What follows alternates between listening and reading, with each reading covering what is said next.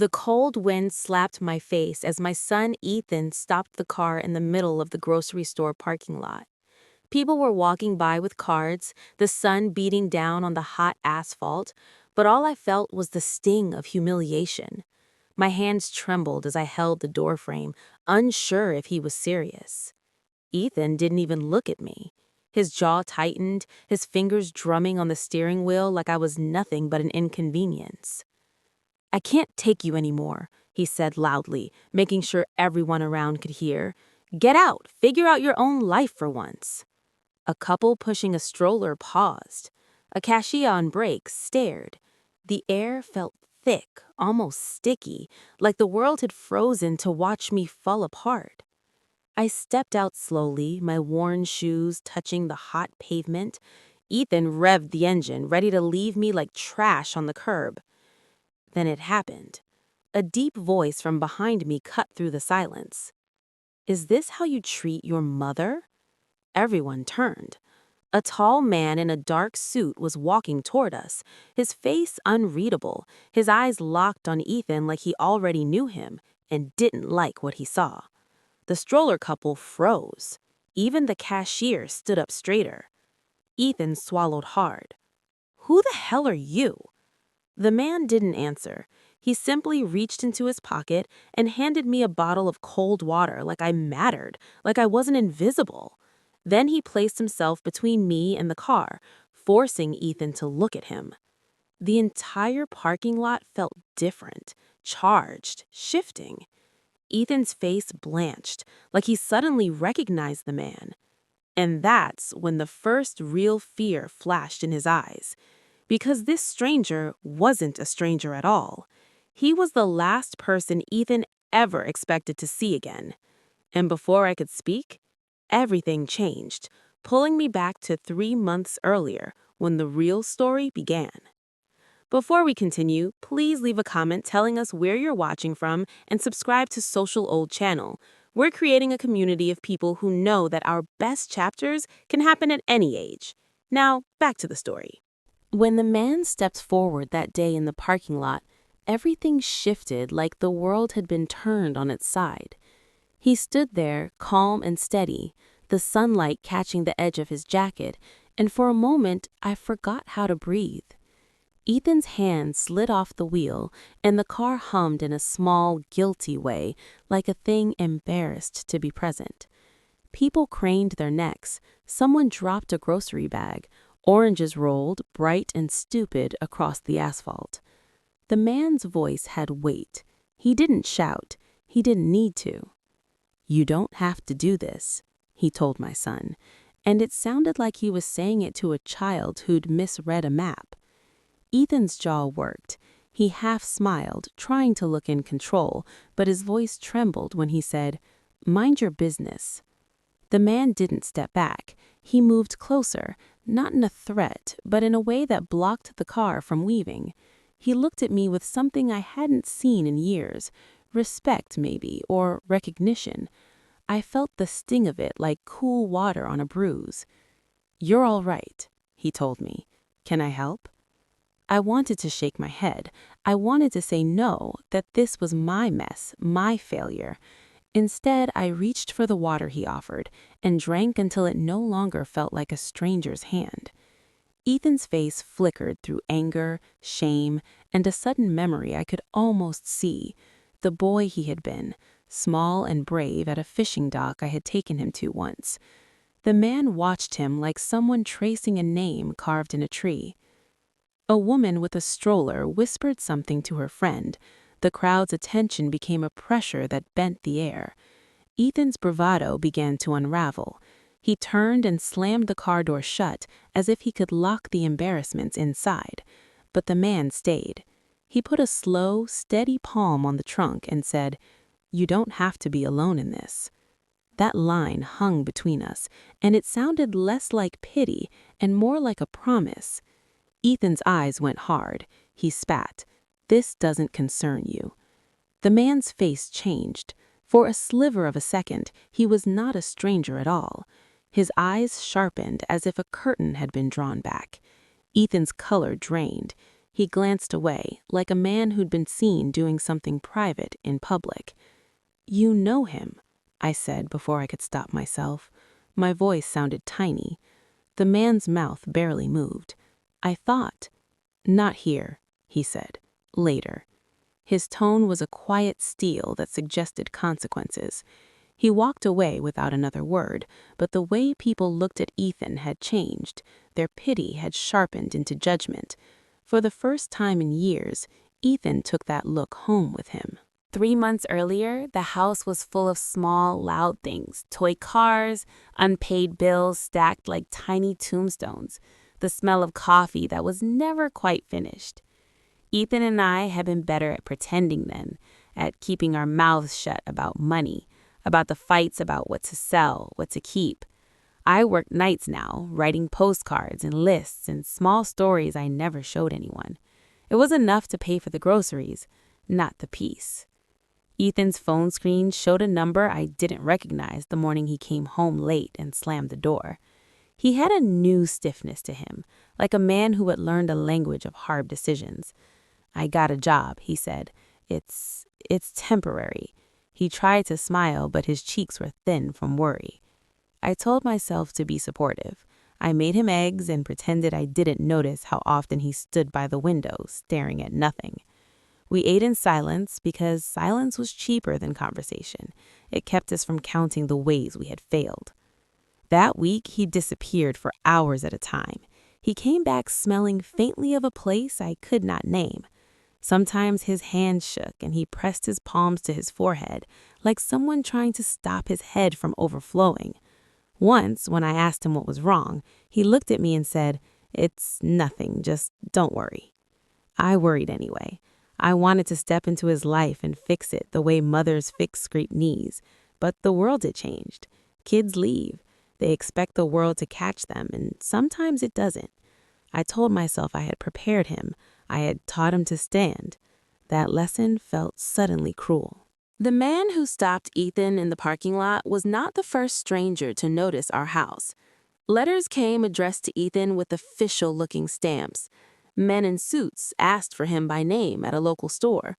Once, a woman I'd never seen sat on our stoop and cried in a low, aching way, then left a folded paper with a phone number and the words, "For when you're ready."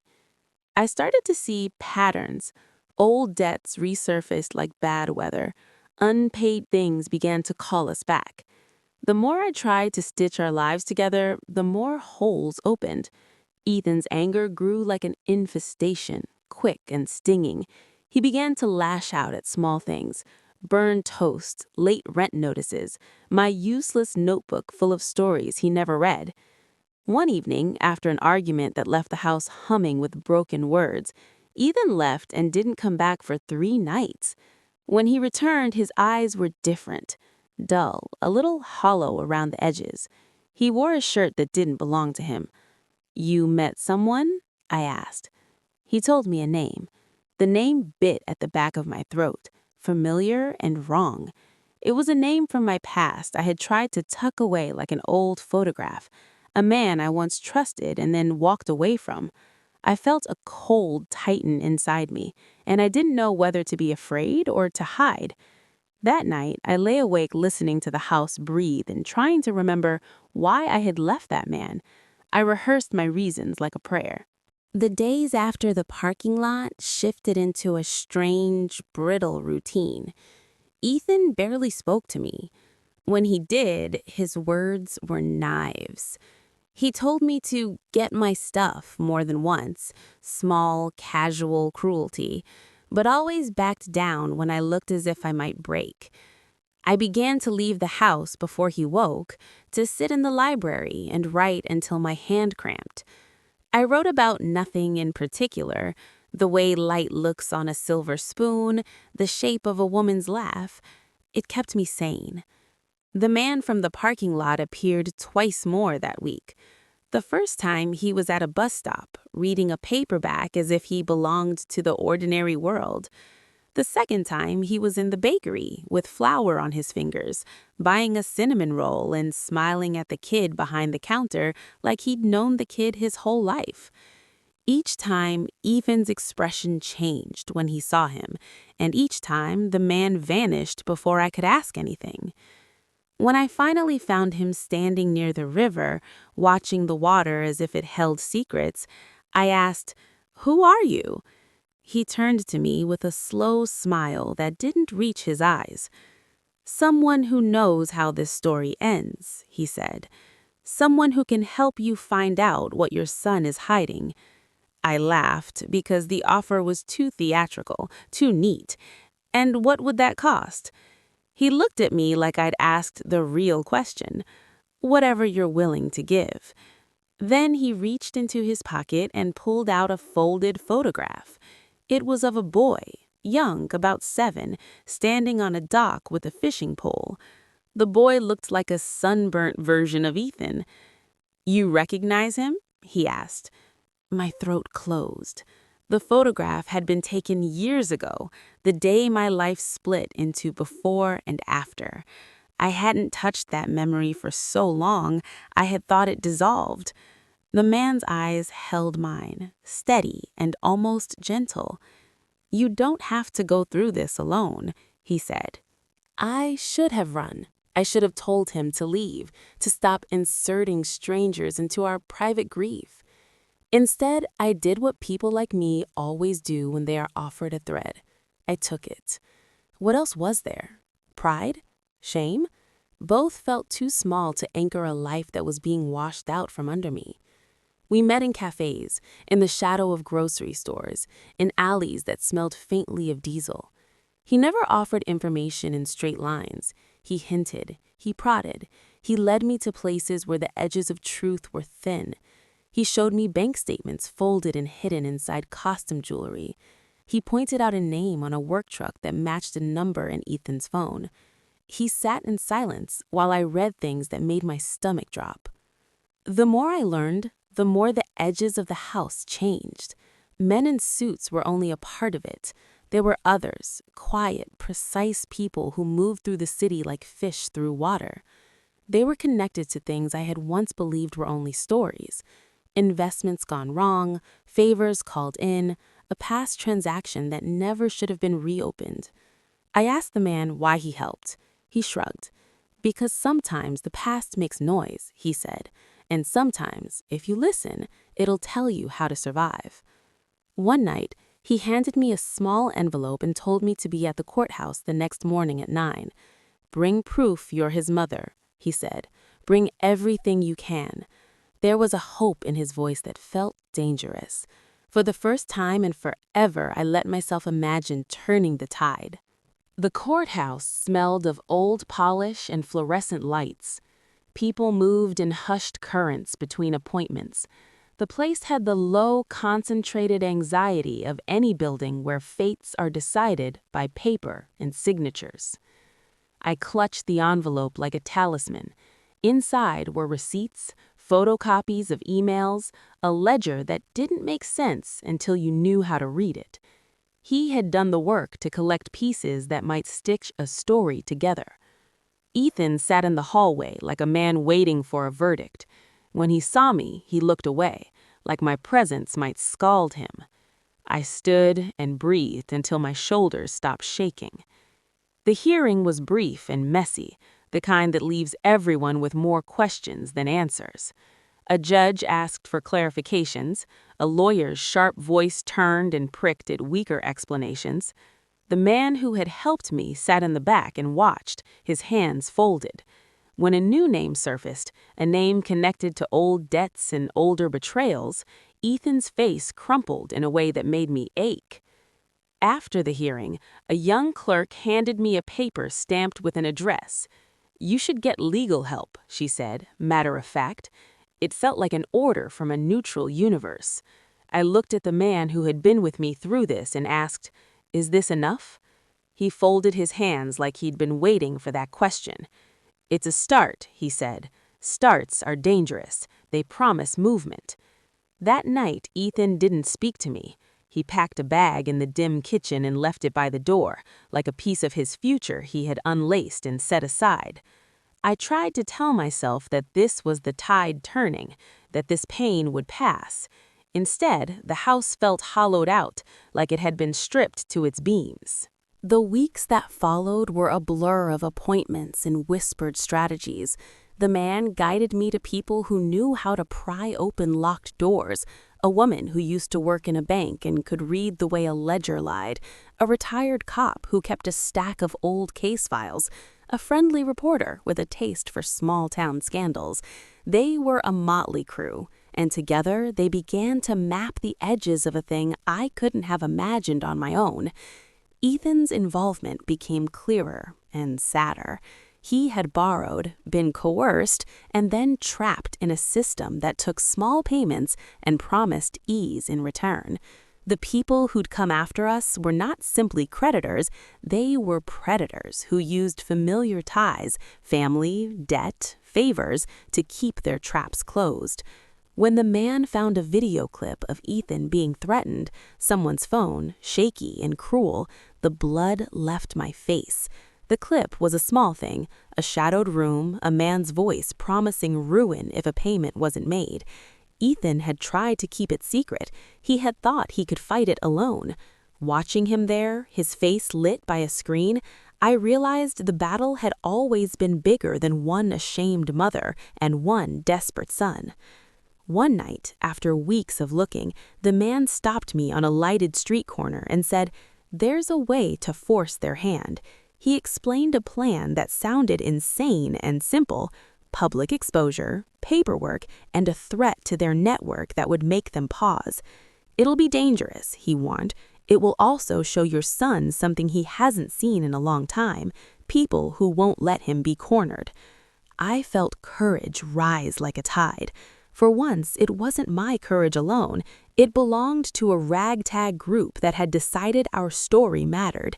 Ethan had to know that someone would stand for him. We set the plan in motion with the clumsy coordination of people who'd never been spycraft agents. The reporter fed pieces to a colleague who had a small but persistent podcast. The retired cop found the right contacts to file formal complaints. The woman from the bank produced cold, undeniable documentation. We waited for the moment when the web their predators wove would be undeniable. On the day the podcast dropped, Ethan was not at home. He had taken to sleeping on a friend's couch, ashamed to return to the house that had birthed this mess. I sat in my kitchen and listened to strangers on a show talk about our names like they were artifacts they'd uncovered. Careful, reverent, furious. The story was out. The network, the threats, the men who would come to take advantage of our fear. At first, nothing happened. Then calls started to come, angry, then fearful, then scrambling. Men who had been confident found themselves under scrutiny. Legal interest woke up like a bear. For the first time, the predators had to answer questions out loud. Their smoothness cracked. Ethan came home that evening, and for the first time in months, he didn't look away. He sat at the kitchen table while I poured coffee and told him simply what we'd done. He listened, and something like relief and terror played across his face. "I was trying to protect you," he said finally, voice raw. "I thought I could handle it." "You didn't have to," I replied. "You needed to tell me." He took my hand and squeezed it like a man asking for forgiveness he didn't deserve. Outside, the city hummed on. Cars, people, the ordinary that keeps going when private worlds break. But inside, between us, something small had shifted. A shared line of fight, a willingness to stand in public against what had haunted us in private. The man who had started it all, who had blocked Ethan's car in the parking lot, who had smiled like he knew the final page, came back to the house late that night. He didn't announce himself. He simply stood on the porch and waited until Ethan opened the door. When Ethan saw him, he stepped back as if expecting retribution. The man held out a paper, an affidavit, signed and ready. It spelled out names and dates, things that made the predators' safe houses tremble. Ethan looked at the man and, in a voice that was almost a whisper, asked, "Why are you doing this for us?" The man's answer was brief and strange. "Because once, someone did it for me." He paused, "and I keep my debts paid." We didn't know then how much more it would cost. We didn't know how many doors we'd have to knock on, or how many nights we'd be awake with worry. But for the first time in a long time, the future didn't feel like something to be endured alone. It felt like a thing we could, maybe, take back together. The rest of the story, how we faced the men who thought they could own us, how Ethan learned to stand without hiding, and what that man's real connection to our past turned out to be, begins where this leaves off. If you want, I'll keep writing, scene by scene, until you have the full 50 minutes. Every confrontation, every small victory, every secret untangled. No mother deserves this pain. Stay with me. This story isn't over yet.